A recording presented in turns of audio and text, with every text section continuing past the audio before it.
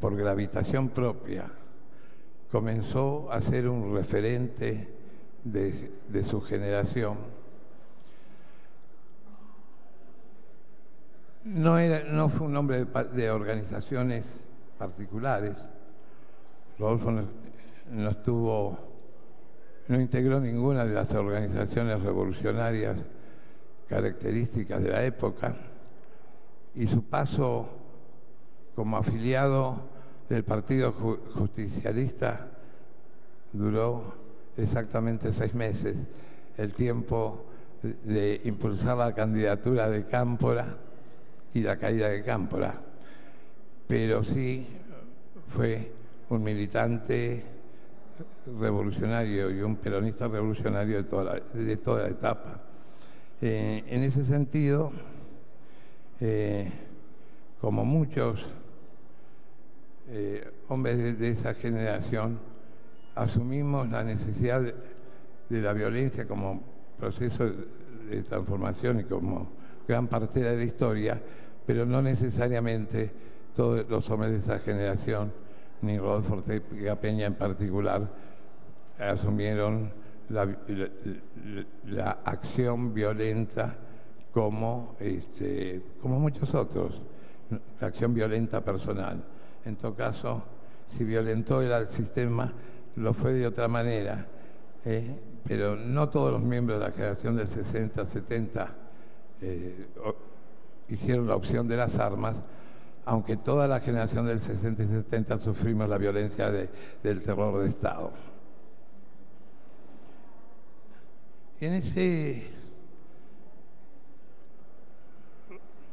Rodolfo Ortega Peña era un brillante orador, y eso también contribuyó a esa visualización como referente de los grupos militantes revolucionarios en Argentina. Pero al mismo tiempo, Rodolfo era un hombre de una gran amplitud de pensamiento que no establecía fronteras a la militancia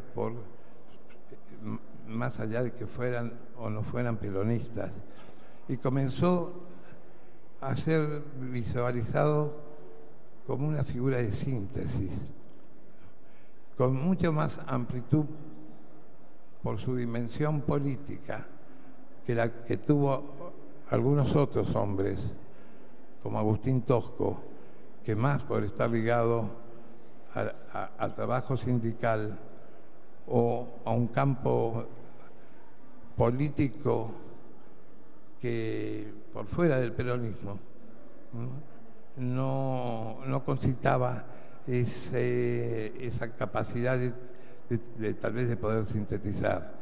El entierro de Rodolfo Ortega Peña fue la muestra de eso, porque hubo una unanimidad de presencia de todos los grupos militantes combativos del peronismo, pero también de la izquierda revolucionaria.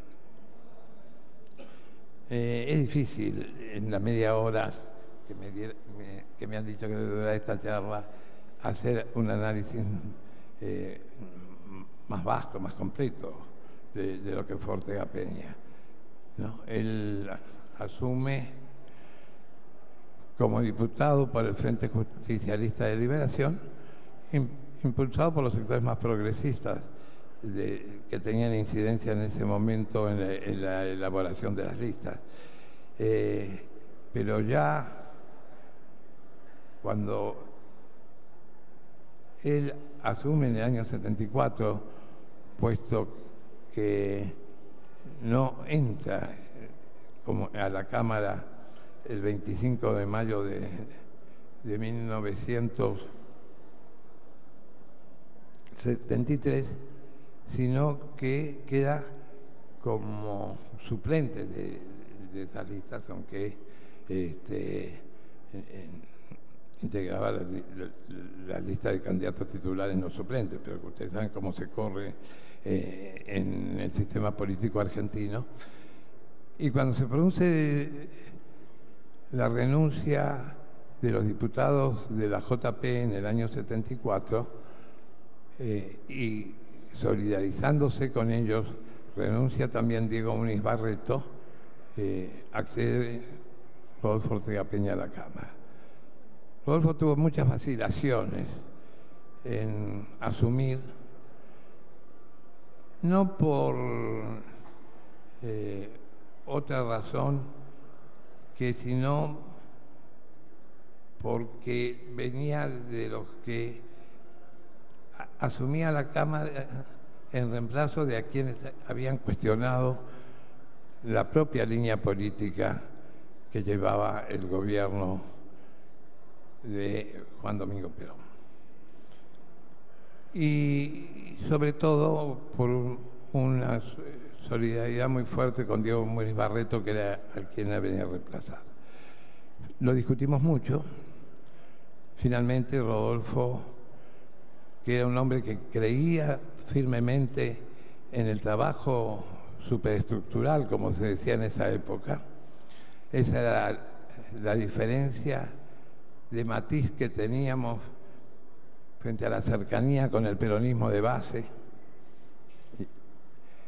era que nosotros no renunciábamos a ese trabajo superestructural, y más Ortega Peña, y asume como diputado por fuera del Frejuli, crea su propio bloque unipersonal, el bloque de base, y su juramento hoy es histórico.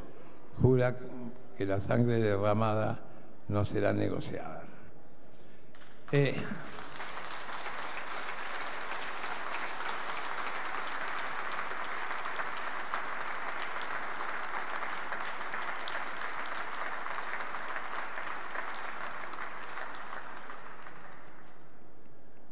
Nosotros habíamos sido defensores de 11 de los 19 rehenes de Trelew, de los cuales 16 fueron asesinados y luego quedaron 3 sobrevivientes que la dictadura terrorista de 1976 se encargó de sumar a la lista de los otros 16.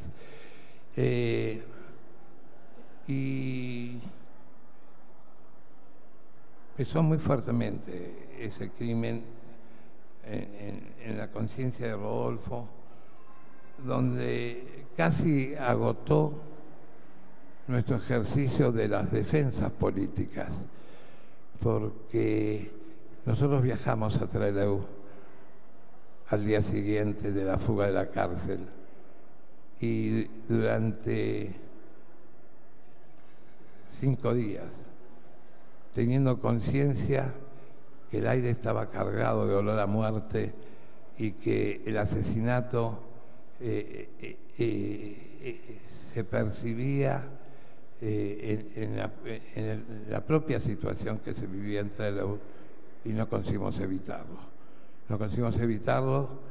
Golpeamos inútilmente las puertas de los jueces.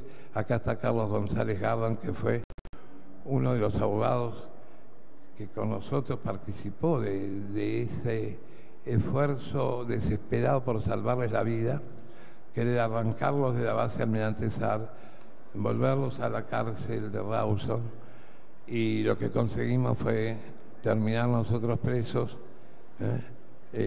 puestos contra una pared de una comisaría en el patio, no sabiendo si nosotros también íbamos a correr el mismo destino.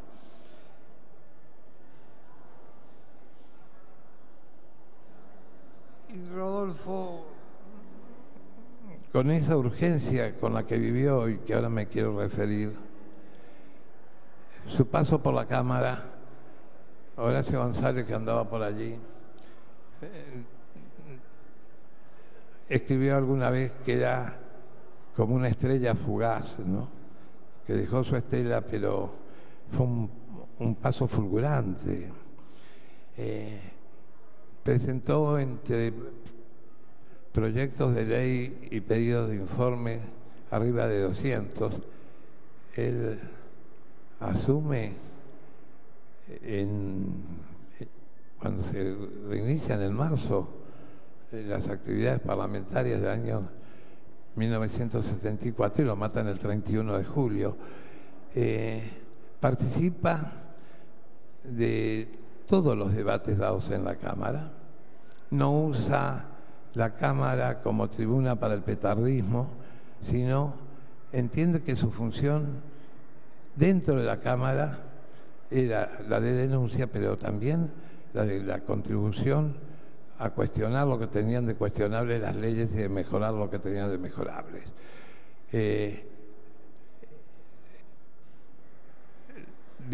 Discute desde las empresas públicas, la ley de empresas públicas, hasta la ley del deporte. En todos los debates interviene. Y Dante Panzeri, que era tal vez el periodista más riguroso en materia deportiva, escribió que había habido un solo discurso serio sobre la ley del deporte y había sido el de Rodolfo Ortega Peña. Visita 8 provincias en ese lapso y está al frente de todos los conflictos sociales, dando su respaldo en la calle, saca la tribuna a la calle y acompaña desde los obreros de Insud hasta los de Acíndar, hasta los de Bagley. No hay conflicto sindical importante en ese periodo que no lo tenga como acompañante y como orador Ortega Peña.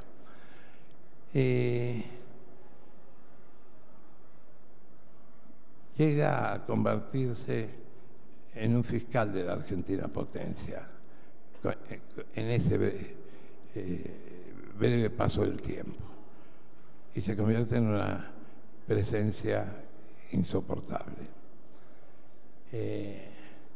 Ya habían empezado el asesinato de militantes políticos, ¿no?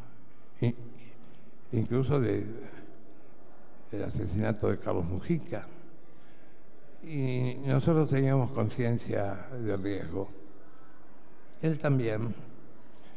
Y 2 días antes de que lo mataran, porque teníamos conocimiento de que algún movimiento Rodolfo había hecho que fallara, nos había llegado un informe a través de un miembro de los servicios de inteligencia que le habían avisado que se había salvado por casualidad.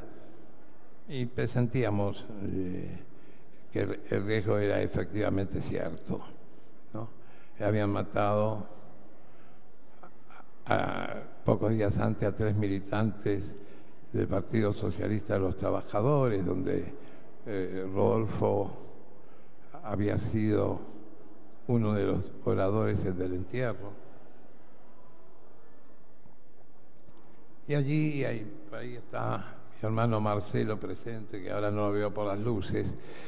Los que estábamos cercanos a Rodolfo Ortega Peña, intentamos convencerlo que se tomara una licencia en la Cámara, que se fuera temporariamente del país, porque era la crónica de una muerte anunciada.